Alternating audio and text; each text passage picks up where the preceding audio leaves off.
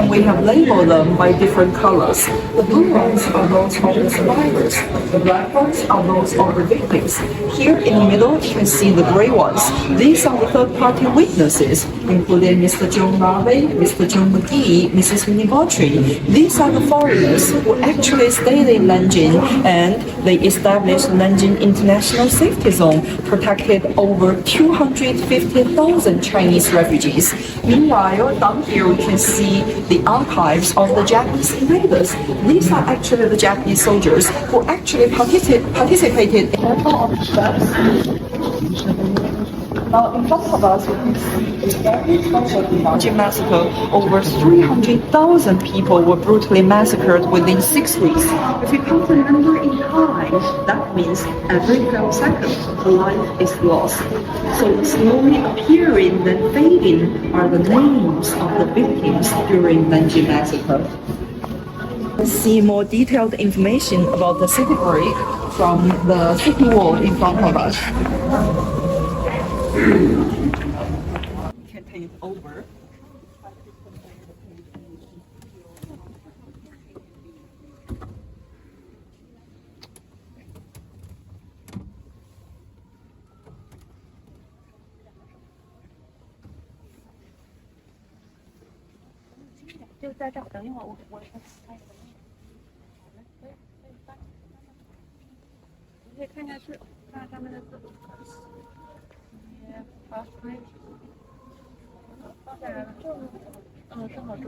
I'm going to use this city break on Yuhua Gate as an example.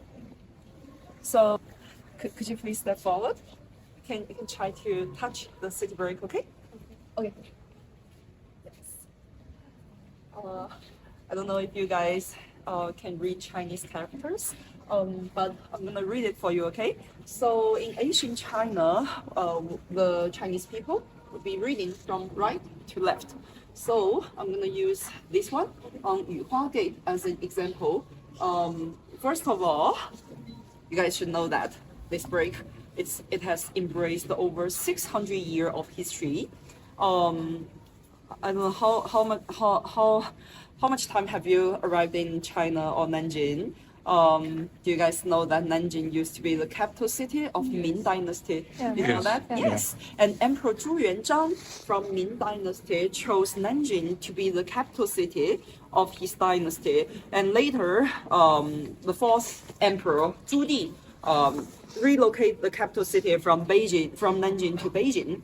But in the first three emperors, Nanjing was the capital city of Ming Dynasty. And in order to defend the capital city, Emperor Zhu Yuanzhang, he required all of the workers, not only from Jiangsu province, but also from Hunan province, from Jiangxi province, or maybe even farther from Yunnan province, all of the workers, they should participated in building the city gate to defend the capital city. So we can see that this break, it's Ganzhou Fu, meaning Ganzhou province, in Jiangxi, meaning Ganzhou city in Jiangxi province. And down here we can see that Zhao Zhuan Renfu Liu Shinen, meaning the man who was in charge of this break. His name was Liu Shinen.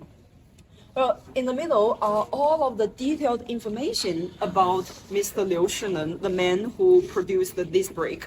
So in order to make sure that these breaks were of wonderful quality, the emperor or the government of Ming Dynasty required all of the workers to engrave all of the detailed information about him on the brick, so that if someday something went wrong with the brick, then the emperor could track down to see who should take the responsibility. You get what I say?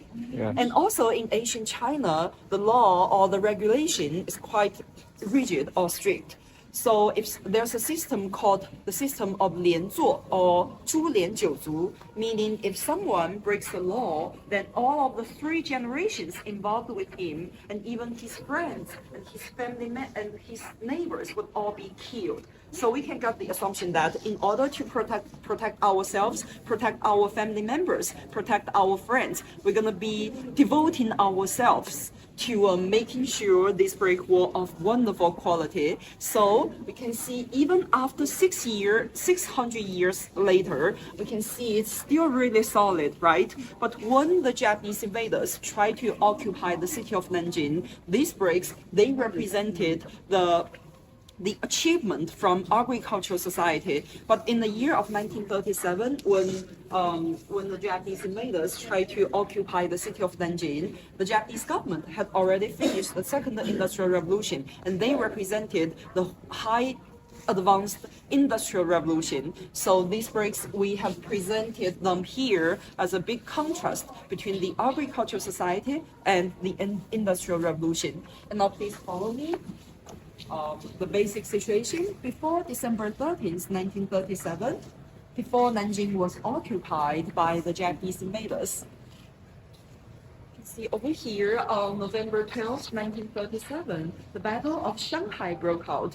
You see, we know that Japan was a small country with very scarce natural resources, but on the other hand, China is a large country with abundant natural resources, right? And that is why China became its target.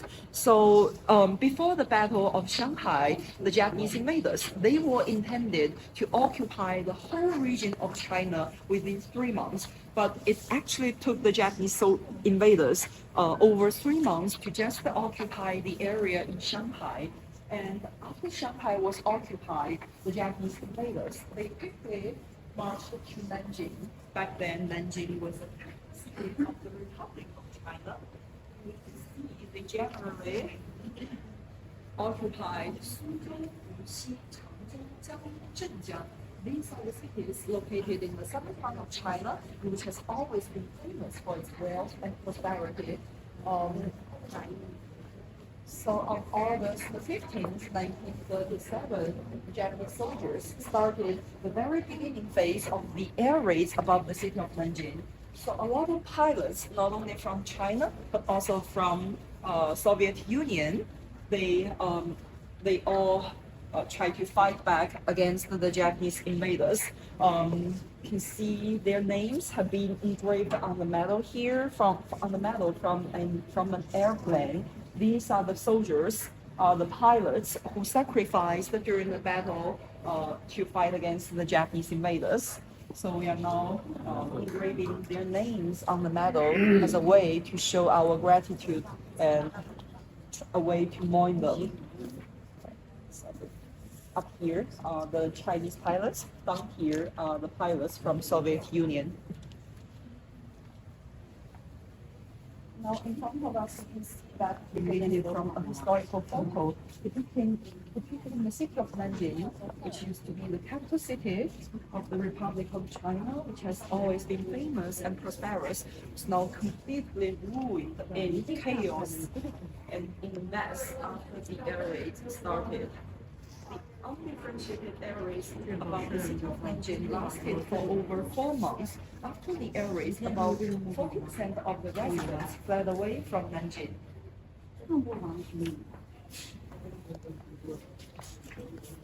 Protect all the cultural relics, the university students, and also some important factories.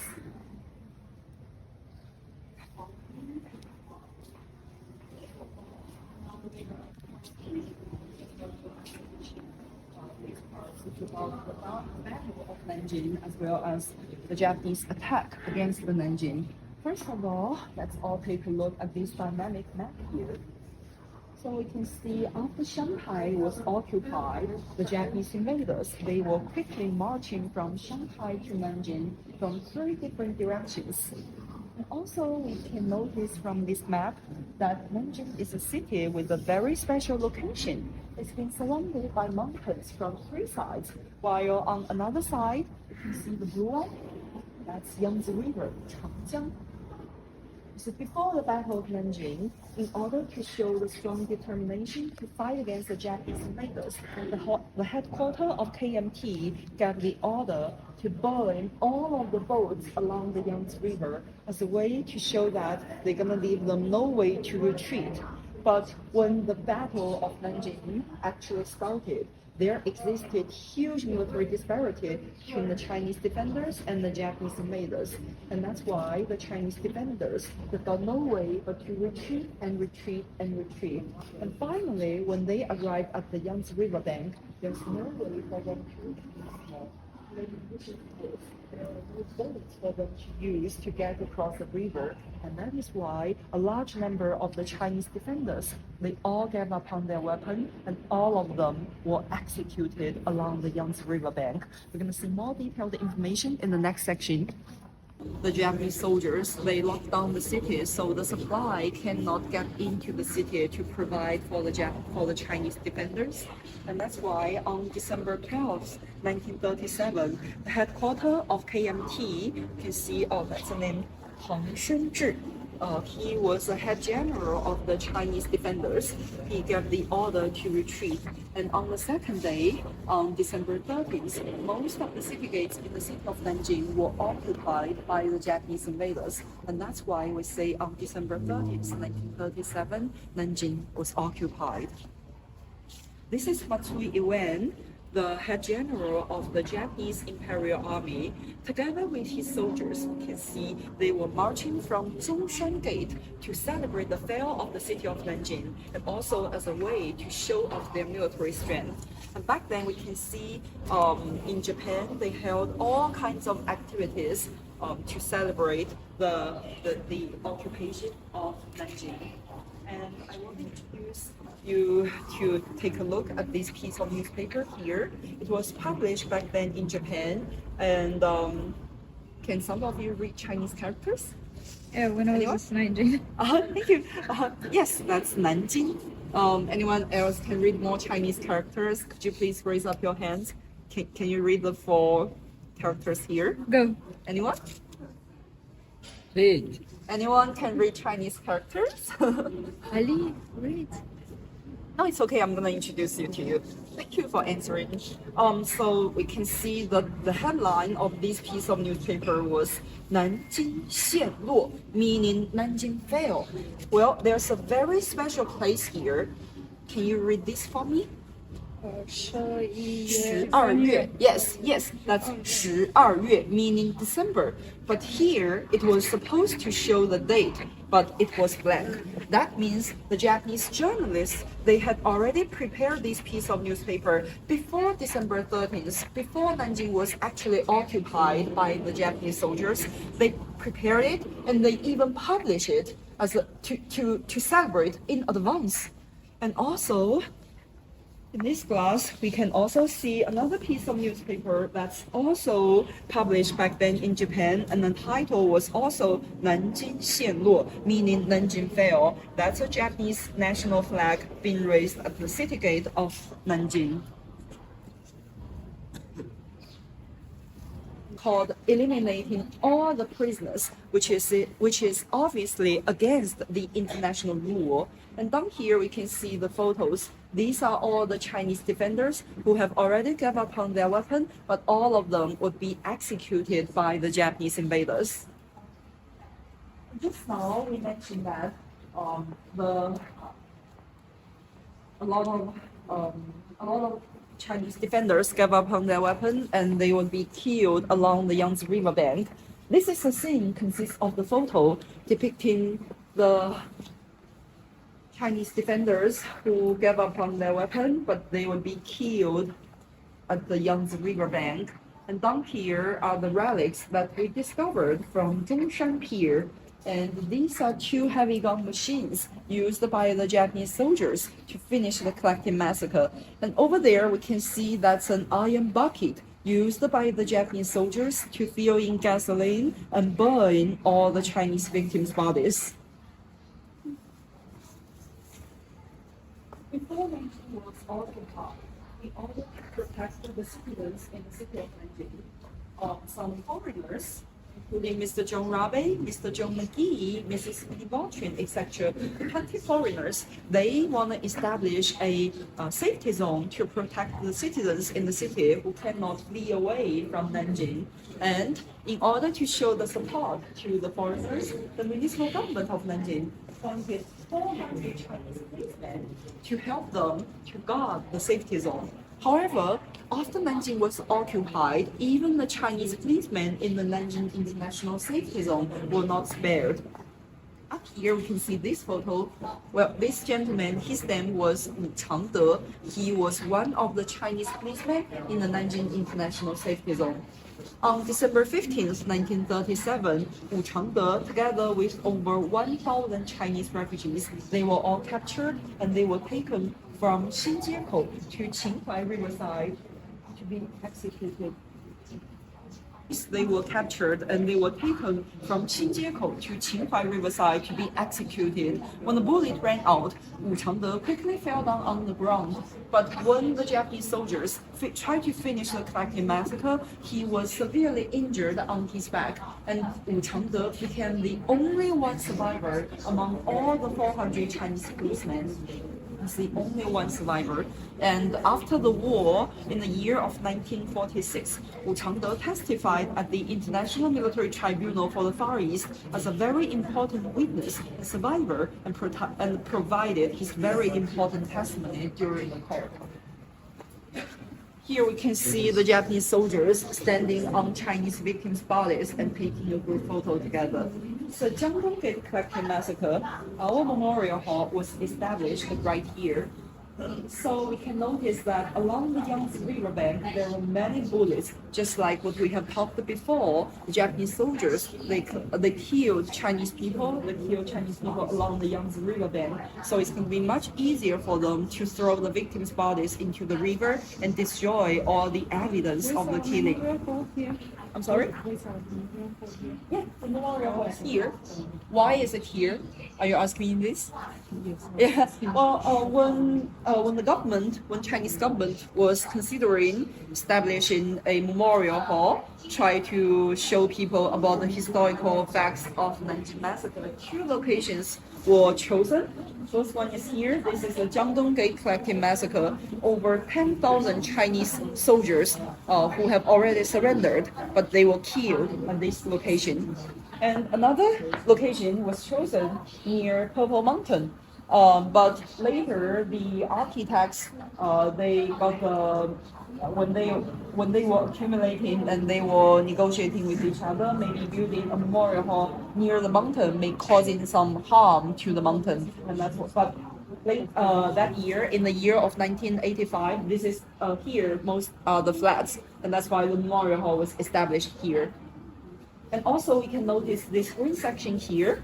That's 安全区, meaning the Nanjing International Safety Zone, established by some foreigners who stayed in Nanjing during Nanjing Massacre. But even though it's called safety zone, it's not completely safe. We can discover some bullets in it, right? That means the Japanese soldiers, they can still enter into the safety zone and kill as they want. Spared. And it's a country that virtues Buddhism. However, after Nanjing was occupied, the Japanese soldiers, they even killed monks. We know that monks, children, female, they were not armed. So during wartime, they should be spared, right? But the Japanese soldiers, they killed men and women of all ages. Now in front of us, we can see this very large oil painting, and it's been divided into 3 parts. So we can see on the left side, we can see 2 monks, 2 Japanese soldiers were looking at all the Chinese victims' bodies indifferently. They represent slaughter. In the middle, about a boy is crying on his dead mother's body. He represents rebirth. On the right side, we can see a monk is carrying an old man's body. He represents Buddha. So the title of this oil painting was Slaughter, Rebirth, Buddha, Nanjing Massacre.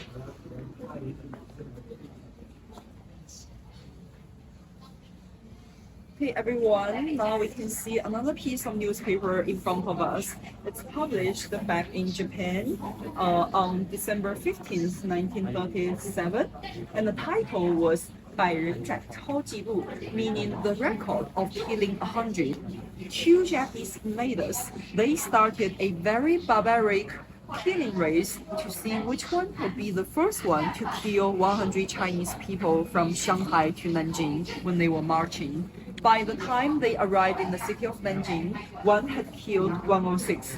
The other had killed 105, but there's no way to identify which one reached the number 100 first. So they recontinue the killing race to see which one would be the first one to kill 150 Chinese people. You see, this piece of newspaper was hugely popular back then in Japan. And down here, we can see that's the bayonet used by them to finish the killing race.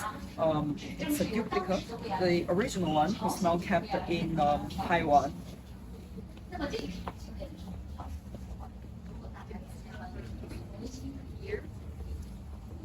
You might be wondering what can be called as a collective massacre site, right? Well, if a location, at one location, over 10,000 people were killed during Nanjing Massacre, then it would be called as a collective massacre site.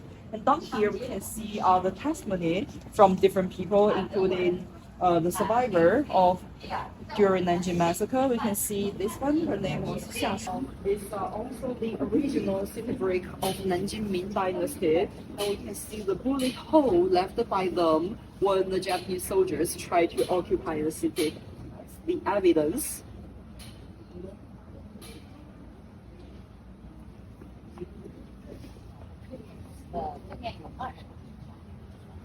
The 20 foreigners risked their lives by staying in Nanjing and tried to save all the refugees during Nanjing Massacre. These are all the photos of the survivors from the international safety zone. You can see this is a map of the Nanjing International Safety Zone. Altogether, they established 25 refugee camps and protected over 250,000 Chinese refugees. It's a photo of Mr. John Rabe, a German who was chosen to be the president of the Nanjing International Safety Zone. Over here, we can see the statue of Mr. John Rabe and also the experts from the diary of John Rabe. Mr. John Rabe turned his residence at the bridge in Nanjing into a refugee camp and protected over 689 survivors in his two-story residence. Yes. I think they were really sensitive to this one.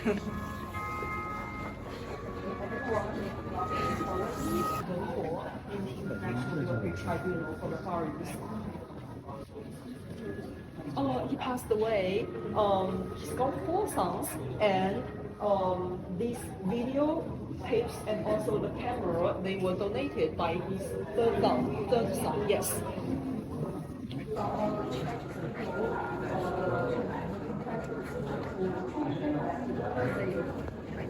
Well, you might be wondering the reason he was sentenced to death according to the court. Actually, it's not the reason why he was killed, he was sentenced to death. It's not he started Nanjing Massacre. It's actually malpractice. He was sentenced to death according to Tokyo court by the reason of malpractice. And during Nanjing Massacre, Matsui Yuan, he seemed really bad health. He suffered from severe asthma, and we can see Nanjing during winter times. It's really cold, it's really freezing, it's really chill. It's really a bad place for someone with severe asthma, and that's why Matsui Yuan actually he was only in Nanjing on December 17th. Remember, we were seeing the photo together with his soldiers. They were marching from Zhongshan Gate to celebrate the fall of the city, right? That's the only one morning when he was in Nanjing. And after the ceremony, after the entering city ceremony, he quickly returned to Shanghai. Shanghai is much more warmer and it's a better place for someone with severe asthma. But we know that the Nanjing Massacre, it lasted for over 6 weeks. If you had no idea about your soldiers' atrocities in the city of Nanjing on December 17th, on December 14th, on December 15th, you cannot tell us that you have no idea about their atrocities after the 6 weeks. As a head general, you were supposed to stop them because the city had been occupied by you guys, and the Chinese defenders, they have already surrendered. So they cannot be killed. They shouldn't be, the women, they shouldn't be raped, right? But he did nothing. He did nothing to stop the soldiers. And that's why he was killed according to the court with the reason called malpractice. That's why later when we can see a lot of statues and monuments engraved 300,000. And remember the two Japanese soldiers who started the very barbaric Kun Zhu. She was an American Chinese writer. In the year of 1997, Iris Chang wrote a very famous book called The Rape of Nanking, The Forgotten Holocaust of the Second World War. And since this book was the very first book to tell people, especially in Western countries, it's written in English, and that's why before her book was published, seldom does people in Western countries know about the Japanese atrocities during Nanjing Massacre. And since this book was the very first one to tell people about the historical facts about Nanjing Massacre in English, so she made a great contribution to spreading the historical facts. But like Mrs. Minivachin, Mrs. Iris Chen, she also suffered from severe depression. After her book was published, the member of the right wing in Japan, they would even be sending bullets to her residence, and they'd be taking photos of her son who was in kindergarten and threatened to kidnap her son and kill her husband. And that's why she was under huge pressure, and she suffered from severe depression and committed suicide on November 24th, 2004, when she was only 36 years old. And after she passed away, her mother donated the only original script of The Rape of Nanking, the book, to the Memorial Hall. You can see her signature here. Her signature and the mouse, the glasses she used. Left by different people after they finished visiting the Memorial Hall.